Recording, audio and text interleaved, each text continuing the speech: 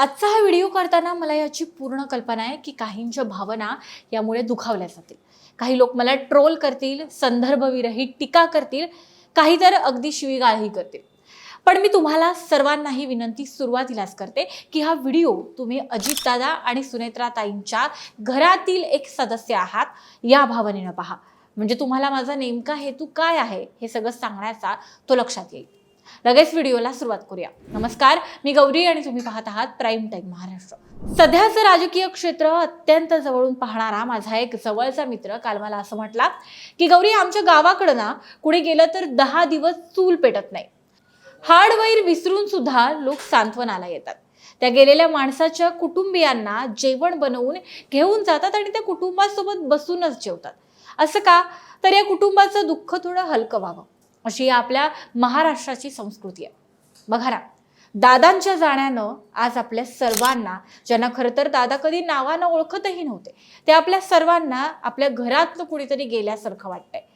त्याच दादांच्या अत्यंत जवळच्या काही लोकांनी किंवा दादांनी ज्यांना मोठं केलं अशा काही लोकांनी आपले खरे रंग दाखवायला 24 तासही घेतले नाहीत. मित्र मित्र म्हणणाऱ्या दादांच्या जवळच्याच काही माणसांनी त्यांचं अस्थि विसर्जन होत असतानाच आपलं राजकीय भविष्य सुरक्षित करण्याच्या हालचाली प्रचंड वेगानं, अतिशय वेगानं सुरू केल्या. आता राजकारणामध्ये हे सगळं चालतंच असं म्हणणं म्हणजे अनेक महत्त्वाच्या गोष्टींकडे, महत्त्वाच्या डिटेल्सकडे दुर्लक्ष करणं होईल आणि मी तरी ते करणार नाही आणि म्हणूनच मी हा विषय मांडायला घेते. विषय आहे माननीय अजितदादा गेल्यानंतर अवघ्या 60-65 तासांमध्ये आपली राजकीय सोय करण्यासाठी ऍक्टिव्ह झालेल्या काही नेत्यांचा.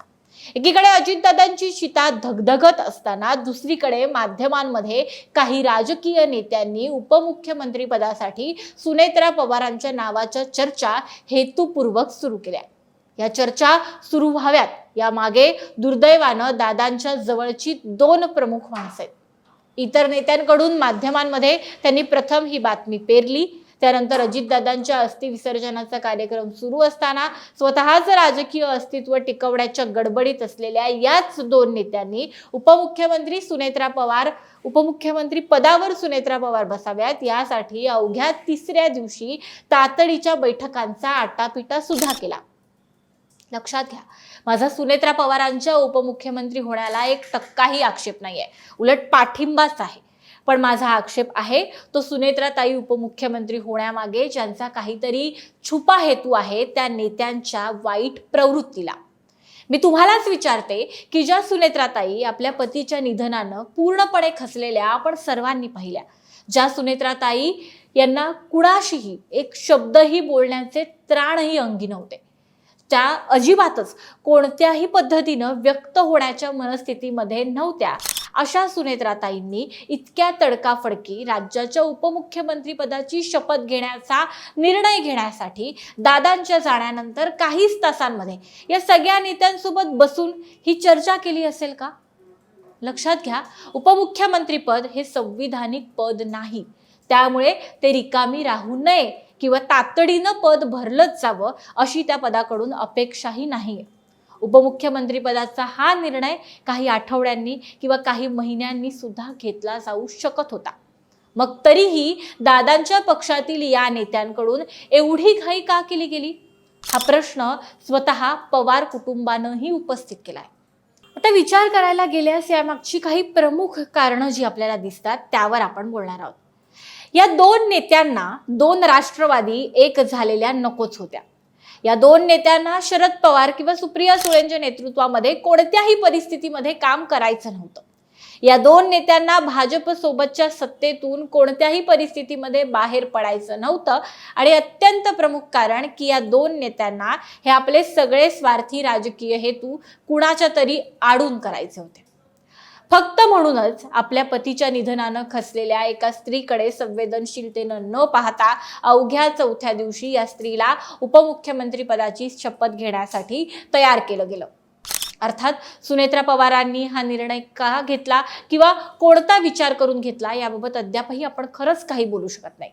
त्या जेव्हा प्रतिक्रिया देतील तेव्हाच आपल्याला खऱ्या अर्थानं त्यांच्या भावना समजतील. पण या निर्णयानंतर सुनेत्रा पवारांपुढची आव्हानं वाढली आहेत एवढं निश्चित आहे.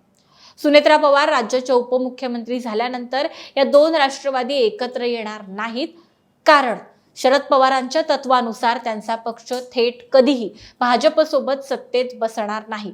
हाच मूळ वाद शरद पवारांचा अजित पवारांसोबत होता आणि म्हणूनच दोन पक्ष वेगळे झाले. किमान शरद पवार सक्रिय राजकारणामध्ये असेपर्यंत तरी त्यांचं हे तत्व मोडलं जाणार नाही असं मला वाटतं. त्यामुळे सुनेत्राताई उपमुख्यमंत्री झाल्या की पर्यायानं हे दोन पक्ष वेगळे वेगळेच राहतील. शिवाय सुप्रिया सुळेंना सुद्धा राज्यातील राजकारणापासून लांब ठेवणं सहजपणे साधलं जाईल. सुनेत्रा पवार या दोन नेत्यांसाठी तशा फारशा त्रासदायक सुद्धा नाहीयेत, हे सुद्धा ते दोन नेते चांगले जाणून आहेत आणि त्यामुळेच हे सगळे प्रयत्न केले जात आहेत असं म्हटलं जात आहे. पुन्हा सांगते, सुनेत्रा पवार या राज्याच्या पहिल्या महिला उपमुख्यमंत्री ठरतील ही एक महिला म्हणून सर्वांप्रमाणेच माझ्याहीसाठी अत्यंत समाधानाची बाब आहे.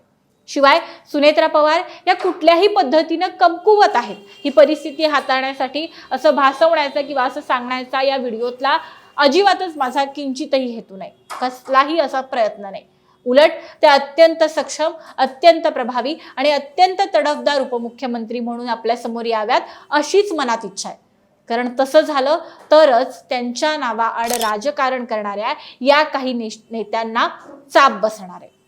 पण वाईट या गोष्टींचं वाटतं की ज्या माणसानं दादांना कधीही प्रत्यक्ष पाहिलं नाही त्या व्यक्ती आजही, अगदी आजही दादांच्या जाण्यानं व्यथित आहे. आणि ज्या व्यक्तींना दादांनी इतकं मोठं केलं, इतकं भरभरून दिलं, त्या व्यक्ती अवघ्या काही तासांमध्ये केवळ आपल्या राजकीय फायद्यापोटी घाईघाईनं ही सगळी जुळवाजुळव करण्यात मग्न झाले. असो, मला काय वाटतं हे तर मी तुमच्या पुढे मांडलेलं आहे. आता तुम्हाला याविषयी काय वाटतं, तुमची काय मतं आहेत, मी मांडलेलं योग्य आहे अयोग्य आहे, तुमची जी काही मतं, तुमच्या ज्या काही प्रतिक्रिया असतील आमच्या कमेंट बॉक्समध्ये नक्की सांगा. आणि व्हिडिओ महत्त्वाचा वाटला तर लाईक करायला विसरू नका.